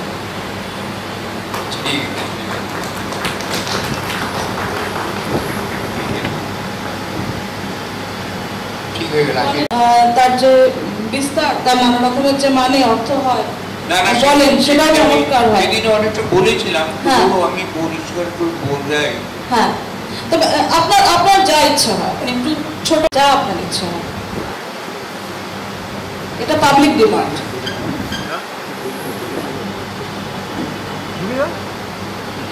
বলি আয় আসি না, বলি আসিস না, পিছনে ও স্পর্শ করে। বলি আয় আসে না, বলি আসিস না, পিছনে ওর স্পর্শ পাই। আমার ডাকিটি ছোট ছোট বলতে আছে অনেক, এখন হয়তো বলা যাবে না। এটি এটি থাকবো, হ্যাঁ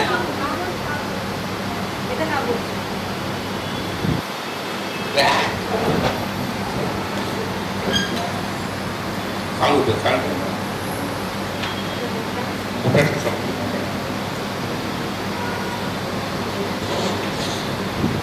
আগের দিন আমি বলেছিলাম, তবুও আমি আর একবার বলিনি, তারপর ফার্দার একটু বিক্রি করে বলবো। এটা শরীর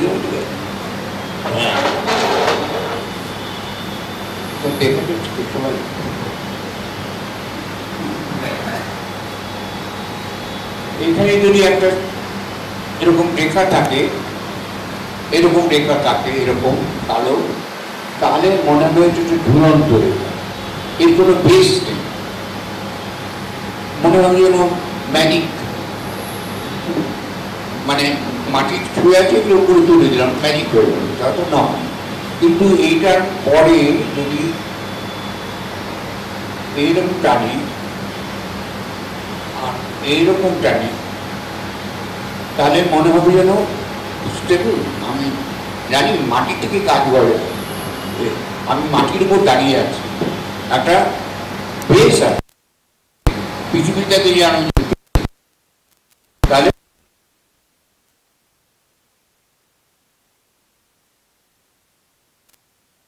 যদি হয় এটাকে যেন আমি বেশি মানছি, মেনে নিচ্ছি, এটা মনে হচ্ছে যেন খুব একটু স্বাভাবিক।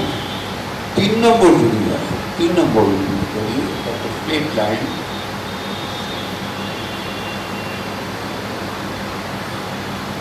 এটা শটান উপরে উঠে গেছে তেমন তো নয়, আনলিমিটেড টাকাতে চলে গেছে তেমন নয়, ঠিক আছে। কোন একটা সুপারি গাছ হলেও একটা শেষ রাখতে চাই। তো এখানে যদি আমি ছেদ টানি তাহলে মনে হচ্ছে ডিজাইন ইমপ্রুভ করছে সবচেয়ে বড় কথা। এটা স্ট্রেট লাইন, এটা ডিজাইন একটা 2 নম্বর ইমপ্রুভ করলো, এটা ডিজাইন 3 নম্বর ইমপ্রুভ করলো। এটা মনে নেই হচ্ছে যে এটা এইখানে লিমিট শেষ, কারণ আকাশে একবার চলে যাচ্ছে তা নয়, একটা লিমিট আছে। একটা সুপারি গাছের লিমিট আছে কোথায় কতটুকু উঠবে। তারপর যদি এই 3 নম্বর যদি হয়, তারপর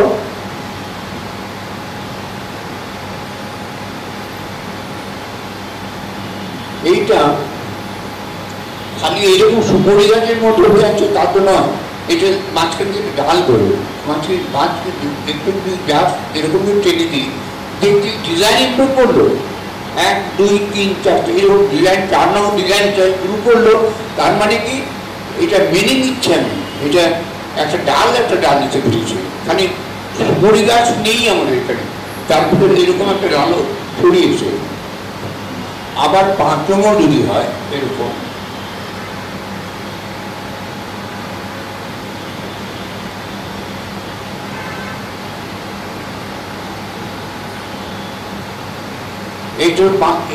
এই যে 4 নম্বরটা আমি আঁকলাম, একেই আমি কি করলাম, এটাকে এই করে দিলাম, একটি ডিজাইন ইমপ্রুভ করলো। কি হলো, ওটা রুটেড, পাটির সঙ্গে রুটেড হয়ে গেল। তার জন্য এটা আমি বেশি মেনে নিচ্ছি, ডিজাইনও ইমপ্রুভ করলো। আর এটা আমরা যে সাবলীল সে দাঁড়িয়ে আছে, যার শিকড় মাটিতে গেছে, শিকড় না গেলে গাছ দাঁড়িয়ে থাকবে। তো এইটা হলো একটা স্ট্রেট লাইনের এটা। এখন আমরা কি দেখি, একটা গাছের ভিতর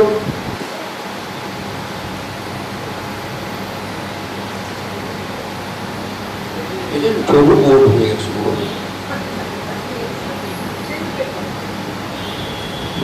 এটা আর একটা কাগজ।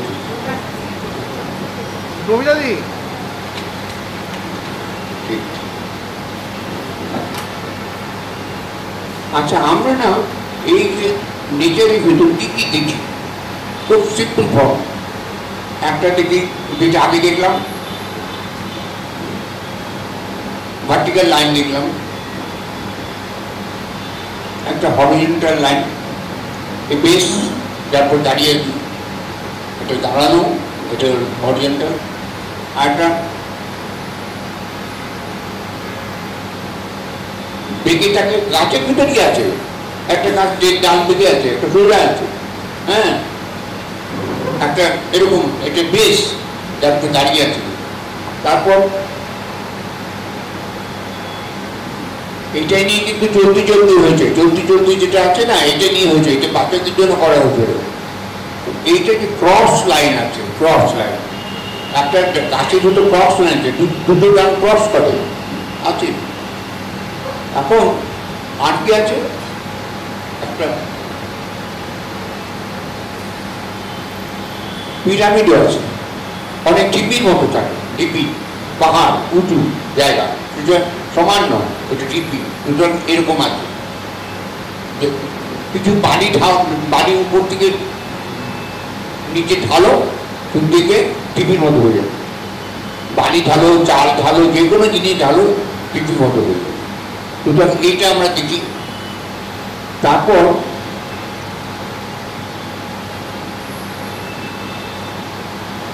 সার্কেল দেখি, সার্কেল অনেক জায়গা দেখি আমরা, সূর্য দেখি, গাছ গোল দেখি, ফল গোল দেখি, সার্কেল দেখি আমরা অভ্যস্ত। চোখের মনি গোল, আমাদের মাথারও গোল অনেকটা। আরেকটা জিনিস আছে, ওয়েভ দেখি, ওয়েভ দেখি, ওয়েভ জল থেকে দেখি, ধানের ঠিক যখন টানা ঢেউ হাওয়া ফেলে তখন এইরকম দুলতে যায়। সুতরাং সব জায়গায় যদি লক্ষ্য করা যায় ঢেউ আছে। এই যে জিনিসটা আছে দেখলাম, কি দেখি না, স্কোয়ার দেখি না, রেক্টেঙ্গল দেখি না, আমরা বানাই কিন্তু সেটা। এখন আমরা স্কোয়ার দেখি না,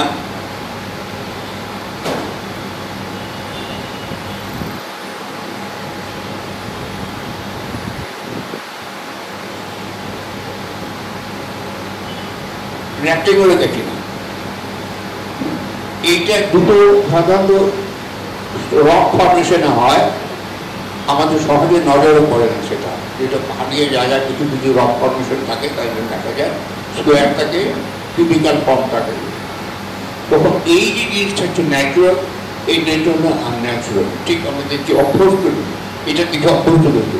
একটা গাছের ভিতরে সব আছে, কিন্তু বুঝতে পারলে ঠিক জানি না একটা গাছের ভিতরে এটা আছে, গাছ দাঁড়িয়ে থাকে, বেশ যেখানে গাছ দাঁড়িয়ে থাকে বেশ আছে, একটা ডাল ওঠে, একটা ডাল ক্রস করে, একটা ঠিপি মতো উঠে মাটির ভিতরে, এরকম পাহাড় উঠে, পাহাড় আঁকলে গাছের এরকম আঁকবে, পাহাড়ের স্কোয়ার আঁকবে না, উপরে রাখবে, আর গোল আঁকবে আর ঢেউ আঁকবে। এখন এই যে স্কোয়ার আর রেক্টেঙ্গল সব আমরা দেখি না। এখন যদি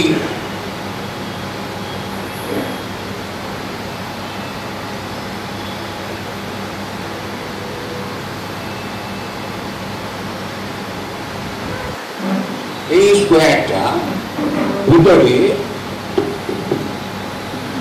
এই পিরামিডটাকে আঁকলাম,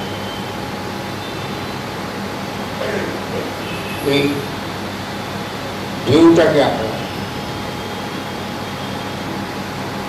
এই স্ট্রেট লাইনটাকে আঁকলাম, এই ক্রস লাইনটাকে আঁকলাম,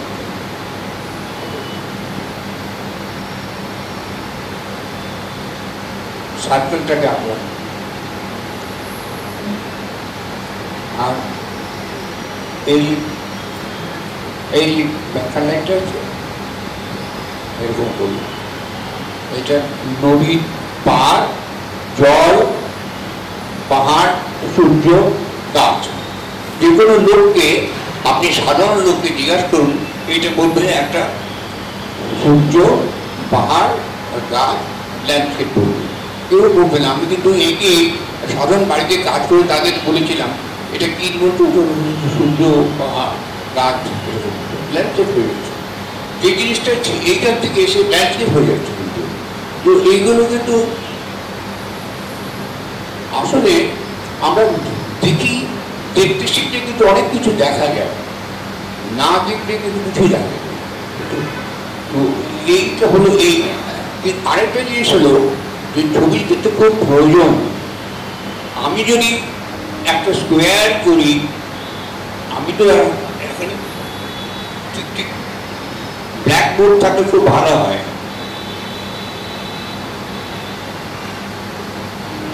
একটা স্কোয়ার করলাম, ঠিক এই সেন্টারের এই বিন্দুটা,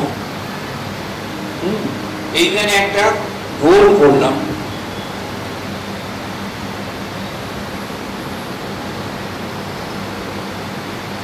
এই গোলটা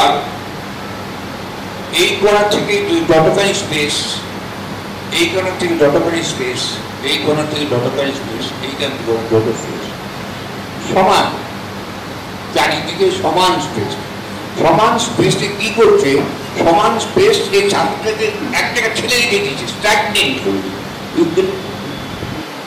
সার্কেল মুভ করছে না, এক জায়গায় ফ্লোটিং, সার্কেল ফ্লোটিং, এক জায়গায় স্থির হয়ে আছে। কারণ এই স্পেসের ভ্যালু আছে, স্পেস কাজ করছে, স্পেস এতখানি, এটাকে যদি একটু কমিয়ে দিই তখন মুভমেন্ট এসে যাবে। যদি এটাকে আমি কমিয়ে দিই তাহলে মুভমেন্ট এসে যাবে। আমি যদি এটাকে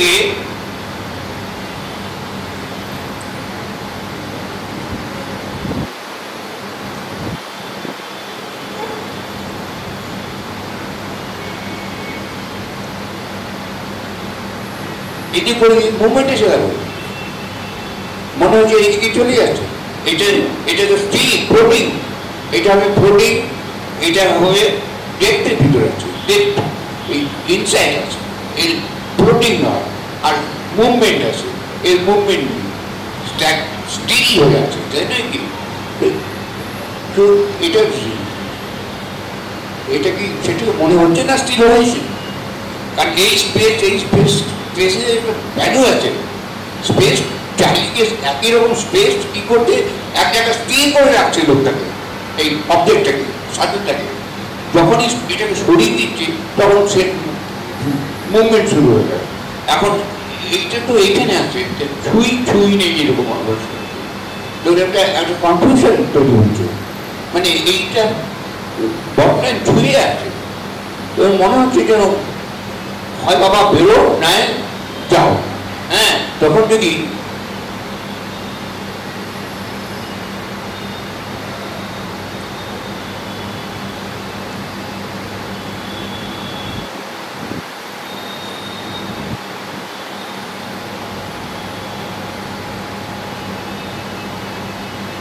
কি হলো, এটা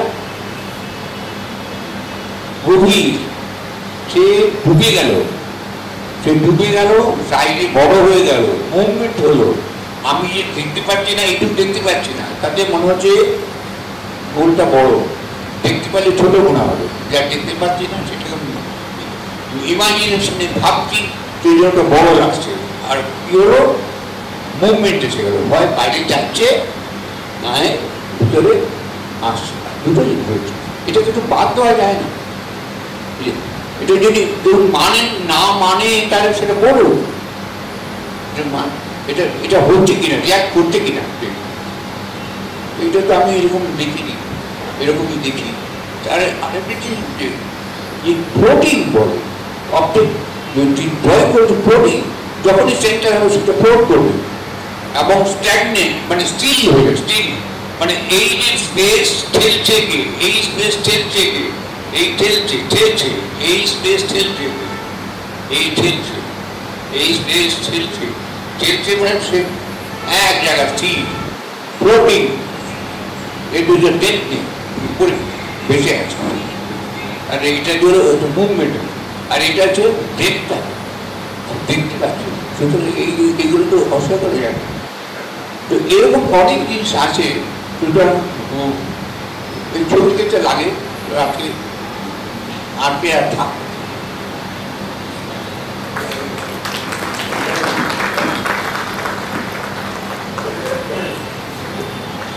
কনভারসেশন আমরা অনেক কিছু শিখেছি আজকে। আর গণেশদার কবিতা তো আমরা সবই শুনেছি, আর কবিতাটা তো বাইরে ভিতরে ছবিতেও দেখা যাচ্ছে। কবিতা ভিতরেও দেখা যাচ্ছে ছবিতে, আপনার ছবিতে। Your painting is like poetry. So thank you so much, and the exhibition is on till the 13th of April. So please come and see whatever many days we have, and Ganeshda is coming off and on. We are having workshops for children. While the exhibition is on, you can, I think we are now moving the workshop to the 4th floor where it's going to be hosted. So please spread the word, come and see the exhibition, meet Ganeshda and enjoy the art. Thank you. Yes, and I'd like to thank the Kiranada Museum of Art for this exhibition. Yes, I think without their contribution, support, their collections, this would not have been possible. It's Kiranada's vision to make art important, to show art in its various forms in various parts of the India, that this project has travelled from Mumbai to Kolkata, and we feel very proud that Birla Academy of Art and Culture has collaborated to make this event possible. I want to thank Rubina and her team member Avigna for all their curatorial contributions to this, and many conversations with Ganeshda over, I think, many years. I would say Rubina has been in touch with Ganeshda since 2010 or 12, whereas I have known him from 2004 when I just started my gallery. When I started my gallery, I went to Ganeshda and I said, I want to show your work. প্রথম কথা বললেন, তুমি অজন্তা দিয়েছো কি? said, no, তাহলে অজন্তা ঘুরে আসো তারপরে কথাবার্তা হবে. So he sent me to Banaras and he sent me to Ajanta. And he said, only if you have seen these two can you understand my work. And I today understand exactly what you mean, Ganeshda, because those experiences are truly philosophical and spiritual experiences, which I feel, yes, Ganeshda's work has that essence in it. And I hope that you will also find that spiritual self. Okay, he wants to say something. আমি হসপিটালে ছিলাম, তখন হসপিটালে নার্সদের কাছে কাগজ নিয়ে লিখেছিলাম যে মুক্ত আর বিমুক্ত। তো ওটা বাংলাতেও আছে, হিন্দিতে ট্রান্সলেশন করেছিলেন দেবাশিস ব্যানার্জি করেছিলেন, খুব ভালো ইংলিশ ট্রান্সলেশন করেছিলেন। তা আমি বাংলায় বলি, ইংলিশে দুটোই বলি না, এটা শেষ। যদি তুমি জীবন মরণ আমি, তুমি নাম রূপ আকারে আবদ্ধ, তুমি নাম রূপ আকারে আবদ্ধ, আমি নিরাকার সীমাহীন অনন্ত, আমি নিরাকার সীমাহীন অনন্ত, তুমি দৃশ্যমান এরে সর্বজন, আমি নিত্য অদৃশ্য লোক, বিদ্যমানের মাঝে সদা অবিদ্যমান, তুমি বিশুদ্ধ যুক্তির ধারা, আমি নিত্য প্রযুক্তির পথে পথে, আমি অতীতে নেই বর্তমানে, ভবিষ্যতেও থাকবো না, আমি অমূর্ত বিমূর্তে বিদ্যমান। এটা বিক্রি হয়েছিল। If you are life, I am death. If you are life, I am death. You are name and form, bound by feature. I am featureless, limitless, and unending. You are visible, behold by all, beheld by all, sorry. I, eternal, invisible world, am ever unknowable in the midst of knowable. You stay in the home of certainty. I am in the path of indeterminate. I am perpetually on the run. You are the flow of pure cause. I am forever on the path of causeless. I am not beyond, not in the present, not in the present. Future will be.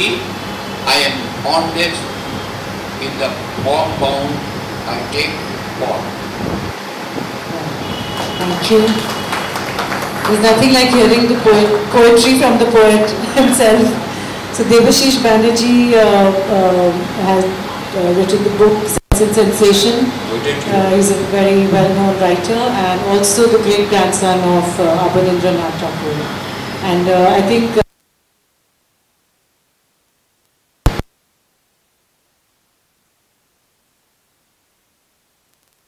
আমি অনেকদিন আগে সব লিখছিলাম, 94, 95-এ আমার খুব লেখার অভ্যাস হয়ে গেছে। তখন এইসব থটস লিখেছিলাম, what is texture, what is বলে ডিস্টরশন, এইসব লিখেছিলাম। তো ওটা তোমরা অনুবাদ করেছি কাগজে, কিন্তু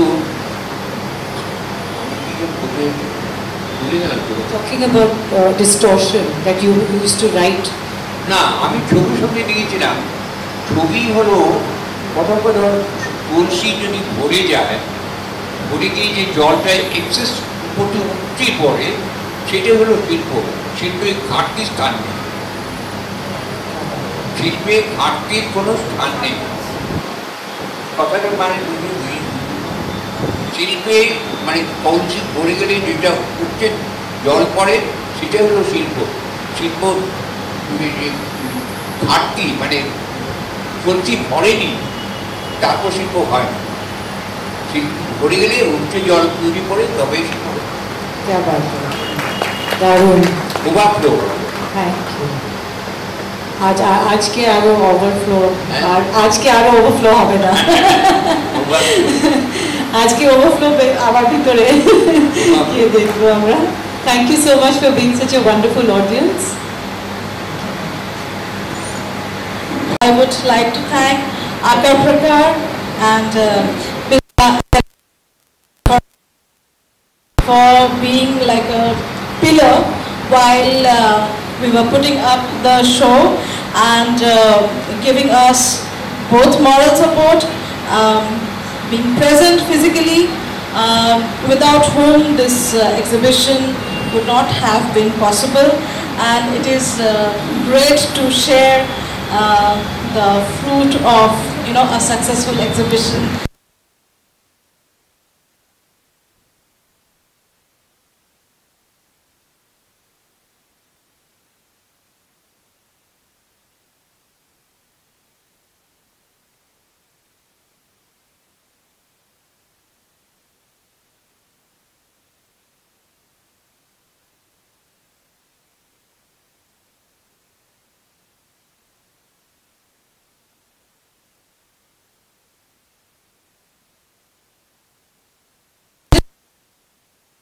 कविता, शर्मिष्ठा, संतोष, Vinod, interns who have been giving some amazing walkthroughs. Please come Manju. We'd like all the interns who have been helping with the exhibition. Please give them a round of applause. Prosenjitna, আপনি কোথায়? বিড়লা একাডেমির সবাই অনেক কাজ করেছে। Please join us. Uma, you're part of the team. Please come. A big thank you to all of them, and thank you for coming today.